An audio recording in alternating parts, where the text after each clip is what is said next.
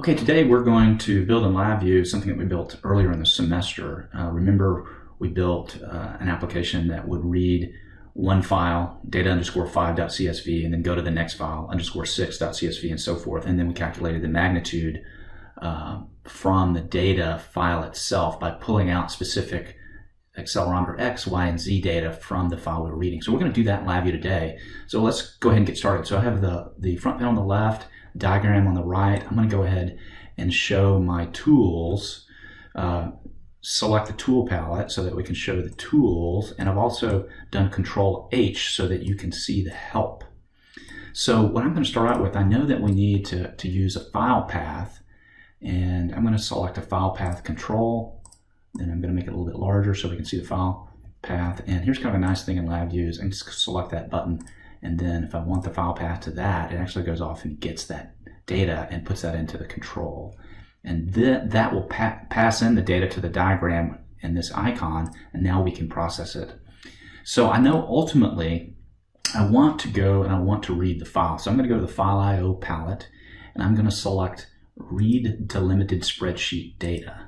And this particular VI has a lot of inputs. The first one, upper left corner, is file path. And notice it has a note, dialog if empty. And so what that means is if we were to run this, so this code is not being passed into the VI, it's going to run this and then run that VI. It would actually launch a dialog. So that's kind of a nice thing. So I can select that and can use that functionality in the future. But what I want to do is programmatically change this. So I need a file path, but I need to change this data_5 to 6 if I want to read multiple files. And then somehow concatenate the data from those files to make one large file. So let's go down that path. Let's try that. So I know that I don't want to do this to have that final file. That's the string that I want to manipulate and pass that to this VI. So let's go back to the File I/O palette and see what we could potentially use to build this up. They have the function called build path. So let's use that. So I know that ultimately I need to build the path and send it to that function. So let's just go ahead and do that. And then the inputs to build path is a string and then the base path. So what I'm showing on my control over here is the base path. And what I want to do is then manipulate a string and on each iteration change it from data_5 to 6, for example. And similar to Python, it's just concatenating and manipulating strings. So in the string palette, there's a function called concatenate strings. And this is kind of interesting in LabVIEW is that you can change that to have as many inputs as you want. So we're going to concatenate a string. And the first part of that is, let's call it a constant. And that's going to be our, my caps lock's on there. I'm going to change that, data underscore. And then what we would want to do is in our for loop, create a variable and change the number to string, and in this case we'll just hard code it in as our first example. So there's there's string 5, and then we want to concatenate that to the file type, which is a .csv file. So now if we run this, and this is called a polymorphic input or control, polymorphic control, and let me change that particular value to an integer because we know our data is integer. Remember, we go back to our spreadsheet, all the data here is integer. So let's go ahead and run that, and let's output all of the rows, create an indicator to do that. And this will be a little troubleshooting. Now I've run this earlier today, so it's got some data left over on that, so we run it again, and notice that it's showing us one column. It's not showing us all the data. Let's see what column that is from. Go back to our Excel spreadsheet. That is the first column, all of the rows. So here's something interesting about LabVIEW is I can just open up that VI by double clicking on it, and now I can see all the inputs. So if I run that again, it's the same inputs that we just passed. No, I see the problem. Its default value is tab, and we want it to be a comma because it's comma separated value. So if we do that, okay, we read in all the data. Now notice that first row, since it was a string, it did not read in properly. It read in all zeros. So somehow we need to take care of that eventually. let's go ahead and read this data in, and then we'll manipulate that array and remove that first row. So let me close that back down, and we rerun this, but instead we need to be able to change this default from having a tab to have a comma. And so we've done that. Now this little polymorphic input is there. So just so that you know that that was the input to the function. And let me expand this so that you can see the help. And that is giving some feedback. It's blinking on the delimiter input.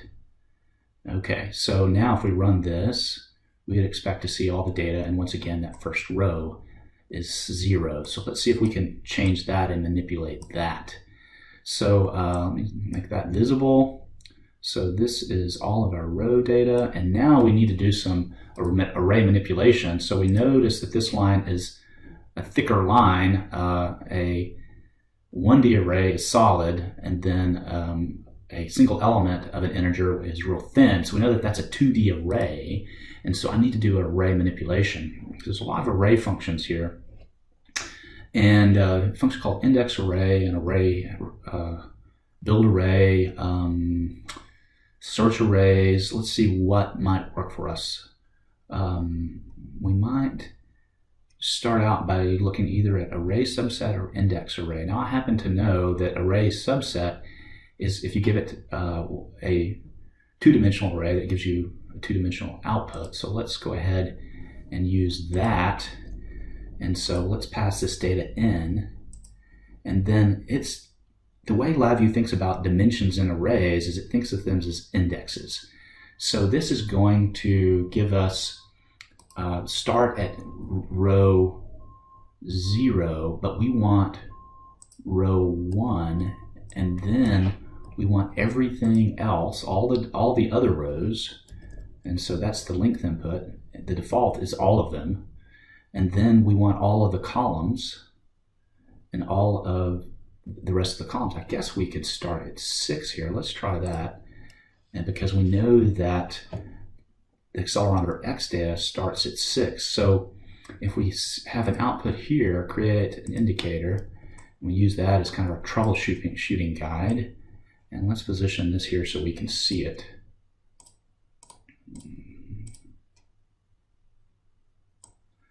And see the output. So let's try that. Okay, we got X, Y, and Z. And we did not have zeros in the first column. That was our objective. Remember, if we go, if we take a look at this data, so this is column 0, 1, 2, and if we remember, we go all the way out to 6, column 6, so that's row 0, column 6, that data should match up, and it does. So we know we've pulled that off into a subarray, and what now we need to do is we need to square X, square Y, and square Z, and then sum all of that X, Y, and Z for that row. So let's figure out how we can do that. So let's go back to array manipulation, and I'm going to use this time the index array. And so what's interesting about index array is you can give it a dimension or one-dimensional array, and it'll give you a single element. If you give it a two-dimensional array, it will give you output a one-dimensional array. So let's do that. And now we want to pick off, since we've already got it down to column 6, 7, and 8, we want to take row 0, all of array, all of the rows 0, but column 0, create constant 0, create constant 1, and then create constant 2, and that should give us the accelerometer X, Y, and Z. Let's just make sure that we've got each element here. I think I've got the wrong one there. So we want to make sure that each of these, that we're pulling off the right dimension.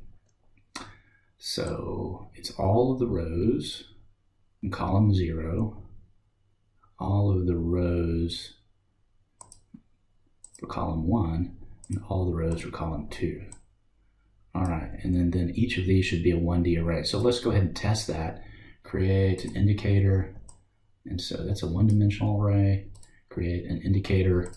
That's the Y values, and then this should be the Z values. Create indicator.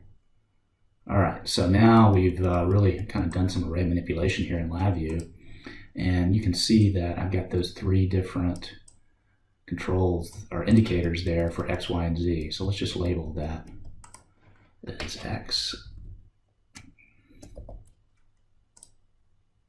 And this is mostly for troubleshooting, just to make sure that we've got everything set up so we can make the proper calculation, and teach you a little bit about array manipulation in LabVIEW.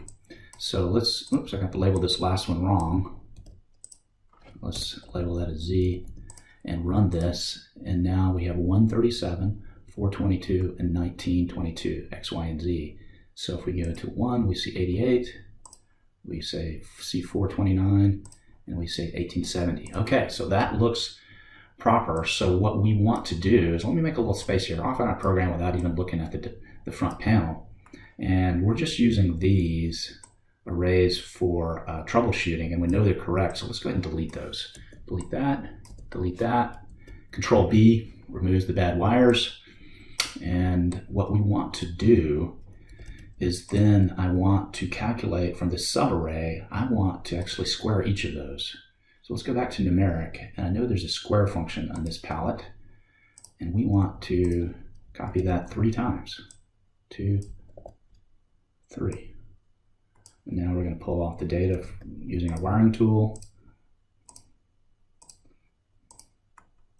And then the final thing we want to do is sum all of those.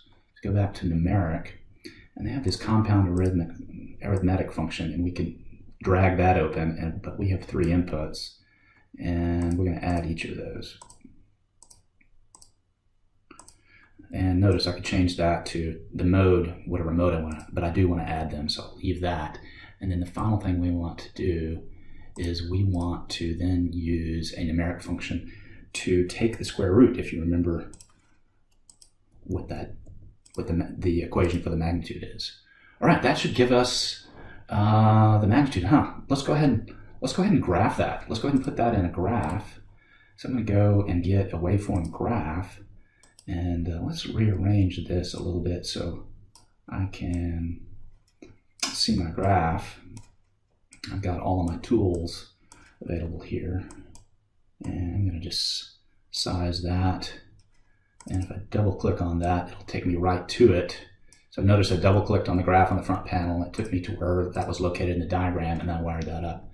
Now let's see if this looks like what we expect it to look like. That does look like what our data looks like for our magnitude data. So that's great. So let's do a couple other things. Let's add our horizontal line for the plus and minus 10%. So let's come over here, and I know I need for each one of these elements, what we did in the past is we divided by the mean to normalize it. And so let me go get that function, and that's under mathematics, probability mean. And so we took the mean magnitude, and what we did is we divided every element in our array by the mean. And now we output that. Now that should give us our magnitude data around 1. Let's test that real quick. Boom. All right, you see it's around 1. Okay, so how are we going to add the ability to add a horizontal line at 1.1? Okay, so we know for every element in this, we need the mean plus 10% or 0.1. Okay, let's do that. Let's go and we'll start with a for loop, because we know that we need to be able to, for each element, for each I in the array, and we want to pass this data out to our array here, we want to add a +1. Oh, I pulled it off at the wrong place. we want to do that after we have normalized it. So that would be here.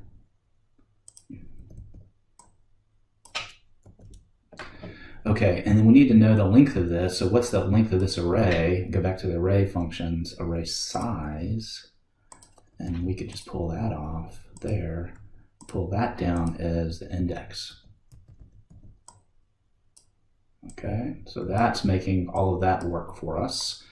And then now for each iteration, for each element, we want to add 0.1. So I'm going to go back to the numerics, add, and create a constant of 0.1, and then take that guy.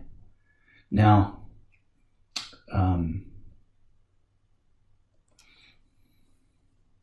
guess I could have just added 0.1.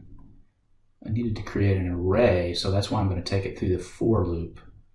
If I added 0.1 to that, and let's try that. I don't think I need to use this array.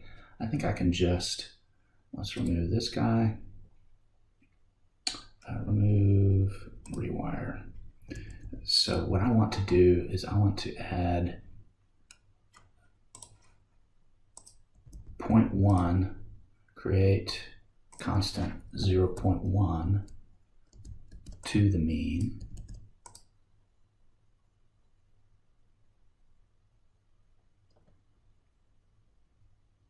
No, I don't want to do that. I want to take this mean value here and add 0.1 to it. Yes. So we do need to create, this array. I'll go back to this guy. And actually, I can do undo. Undo, create, undo, move. I'll just go back. And I'll do Control Z, gets us back to this. That's where I want to be. Now, to be real clear, what we want it to do is we want to create an array with the mean value and then add 0.1 to it. So that's the correct structure. And if I pull this to the edge of the for loop, it's going to create an array, but I want to make sure that the tunnel node is indexing. And then the other thing I want to do is I want to take that same value and I want the mean value and I want to subtract 0.1. So let's replace that with numeric palette, a -1. No, let's undo that, Control Z. We want to add a -1, so let's do that. That'll be easier. So here we will say add a -0.1, and now when we take that out here, we'll have the mean plus 0.1 and mean minus 0.1, and then we'll add that, put that into, build an array, and then pass that to the waveform graph, and I think we're home free. So let's go build an array, and so this is sizable as well. So this is going to be the output from normalization, and then this is going to be +1, and then this is going to be, plus 0.1, and this is going to be our lower threshold of -0.1. I don't think I wired that, so let me go ahead and wire that there. Give us a little more room here to see that. Okay, and then we wire this up, and now when we run our function, I'll go back to the front panel, Control E, we should see, and what we want to do here, oops, each function is divided by the mean, but we have a 2200. Let's see what the mean, let's troubleshoot a little bit. Let's create an indicator on the front panel here. So that's a new indicator, so I'll double click on that, and there it is. And we run it, and that does look like it's all around 0.1. Around the 0.1, not 0.1, but 1 value. So we are passing the mean value. When we divided by the mean, the output here is 1, and it's an array.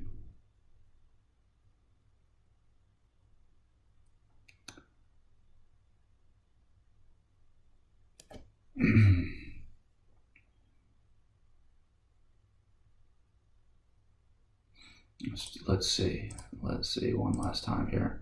What is this mean value? Create. So that mean value is going to be like the 2200, so that's the problem. But we really want the mean to be 1. We know that it's 1 plus 0.1.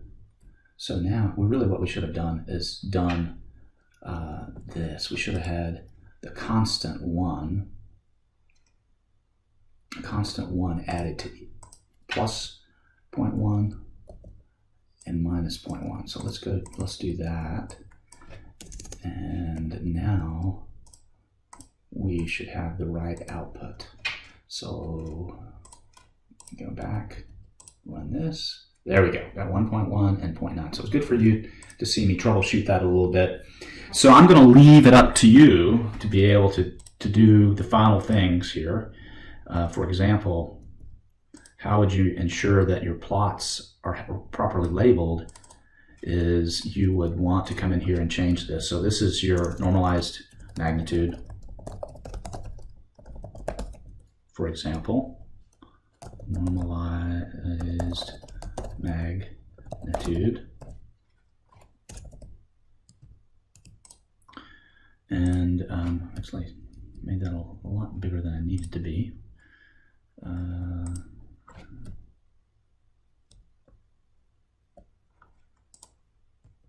Move this down, and I see I've got 2 columns in there.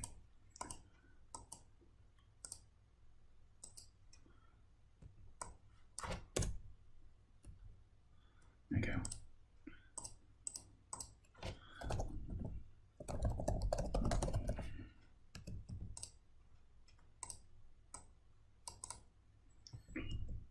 Okay, let's start over here. Put a new graph out here and reset that. Waveform Graph. And let's resize that. And double click on that. We found it there. You want to take it and connect it to our output here.